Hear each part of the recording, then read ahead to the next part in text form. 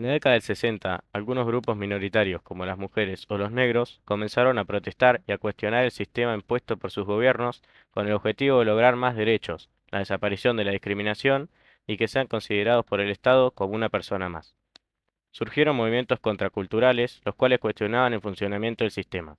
En 1949, durante la Conferencia Cultural y Científica para la Paz Mundial, un escritor llamado Norman Mailer expuso su opinión en contra de la Guerra Fría. Si Estados Unidos sigue teniendo políticas exteriores agresivas, allí en ningún momento se va a poder lograr la coexistencia pacífica.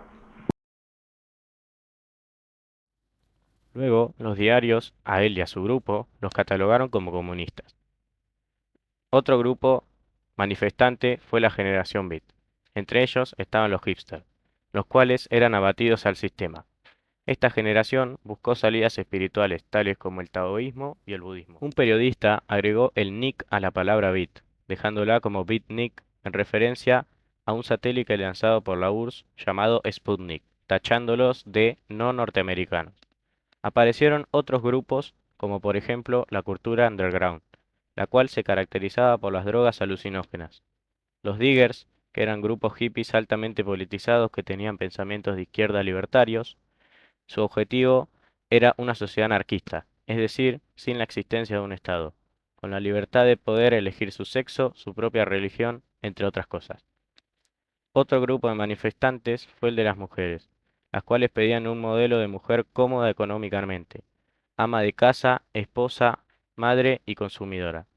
Luego de varias manifestaciones, entre ellas la de 1966 con la creación de la Organización Nacional de Mujeres en manos de Betty Friedan, con estas manifestaciones lograron algunos hechos como la creación de la píldora anticonceptiva y la ley de aborto legal.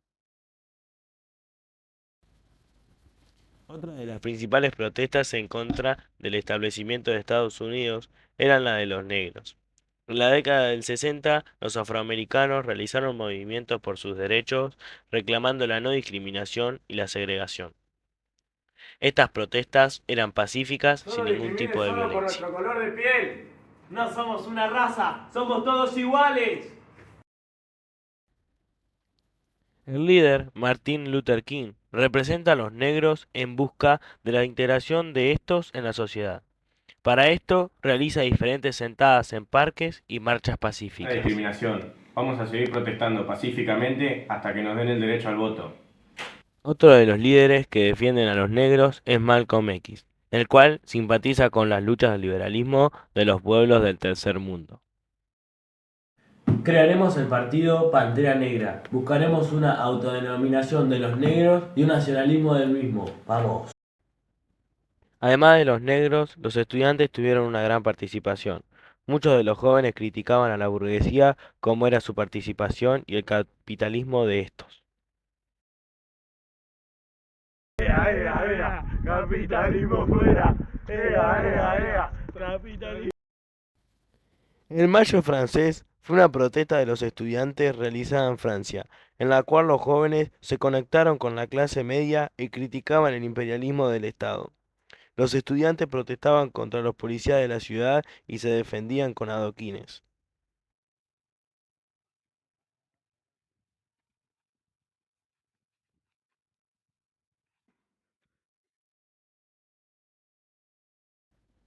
El día 13 de este mes hubo una huelga general de 9.000 obreros, en la que se realizaban sus reclamos. Cuando ocurrieron estas protestas, el presidente de Francia, de Gaulle, declaró las elecciones. En esas mismas fue elegido él, y la revolución estudiantil fue vencida. Del otro lado del Atlántico, en América sajona y latina, también existía un malestar estudiantil. Por esto, en México, en la Plaza Tres Culturas, los estudiantes se reunieron para reclamar, frente al presidente Gustavo Díaz Arroz, las reformas que necesitaban para las universidades. Ante esto, el jefe de policía ordenó a sus tropas a que fusilen a los protestantes. Mejora la universidad, queremos Vamos. mejora, no podemos seguir así, nunca más así.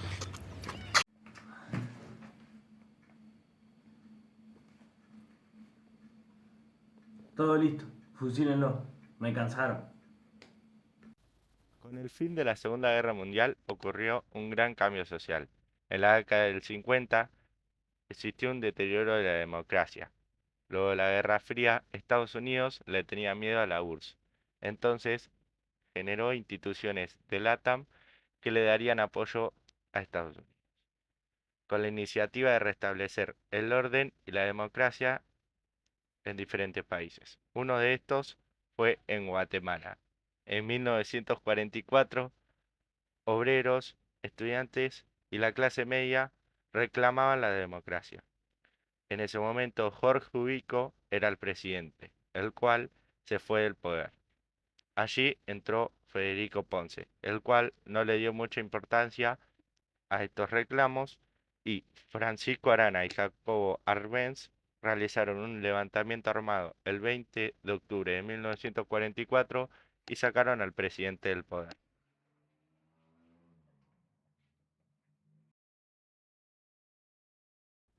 El primer presidente que entró fue Juan José Arévalo, el cual tuvo una política reformista Nuestro y equipo nacionalista. proponemos una nueva serie de medidas, las cuales pueden ser, por ejemplo, una nueva constitución, la cual propone la reforma y defensa de los intereses nacionales, la suspensión de la ley de los vagos, la cual propone decirle no a la mano de obra forzada y gratuita. También una nueva ley llamada sufragio universal, la cual no incluiría a las mujeres analfabetas, la inviolabilidad de la propiedad privada. El Estado va a intervenir en la materia. Crearemos los códigos de trabajo, los cuales son los convenios, sindicatos y mejores condiciones para los trabajadores. También crearemos la ley de arrendamiento forzoso, la cual trae uso provisional de tierras no cultivadas, y vamos a trabajar en la duplicación de escuelas y maestros para una mejor educación.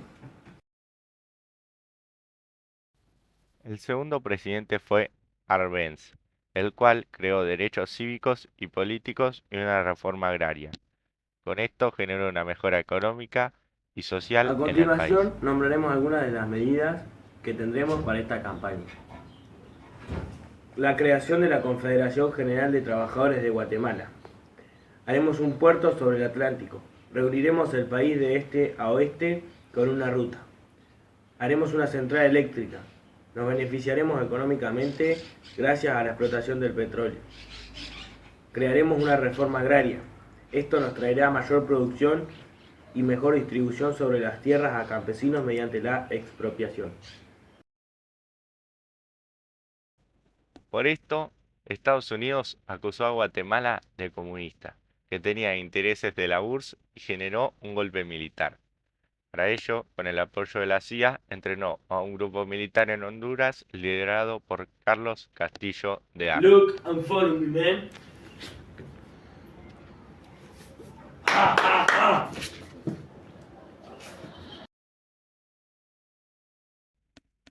Otro de los países que tenía movimientos revolucionarios era Bolivia.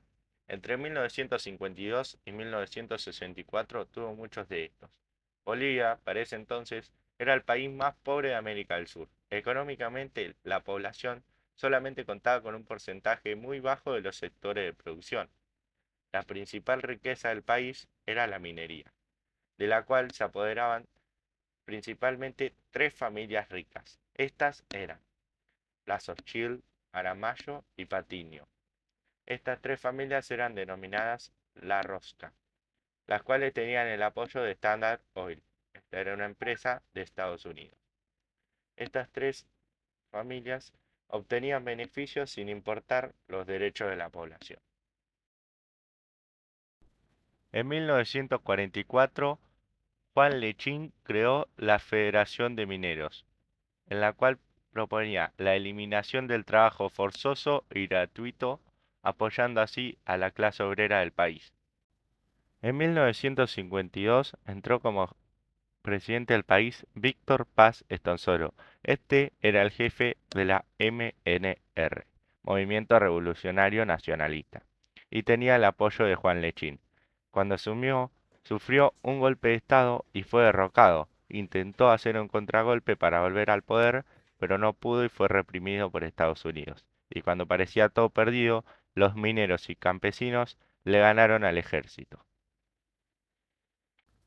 Gracias a la victoria de los campesinos y los obreros, Estenssoro logró Medidas que asumir tomaremos como presidente. durante nuestro gobierno son la creación del COU y la MRN, la incorporación popular en el poder, el sufragio universal para los mayores de 21 años, la nacionalización de las minas de estaño, diversificar la economía mediante energías alternativas como el petróleo y otras.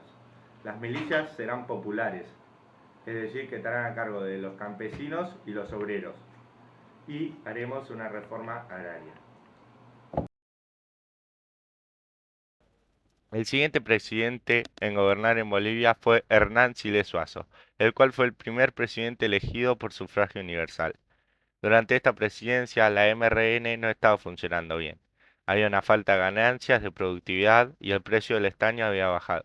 Ante esta situación, Estados Unidos exigió condiciones para brindarle su ayuda al país. Estas condiciones era que acepte los planes del FMI y de Estados Unidos, los cuales lo ayudarían económicamente.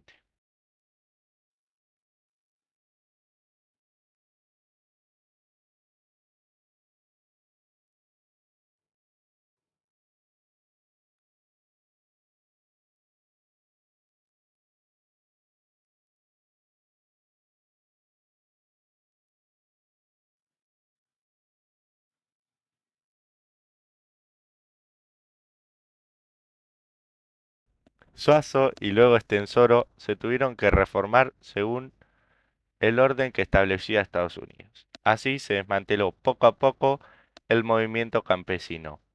En 1964 hubo elecciones con la fórmula Estenssoro-René Barrientos. Estos tuvieron choques con los mineros y los estudiantes que estaban reclamando, y así fue como Barrientos traicionó a su compatriota y hizo un golpe de estado contra el presidente. Se disolvió la MRN y pasaron 18 años de Bolivia en el cual hubo una plena inestabilidad.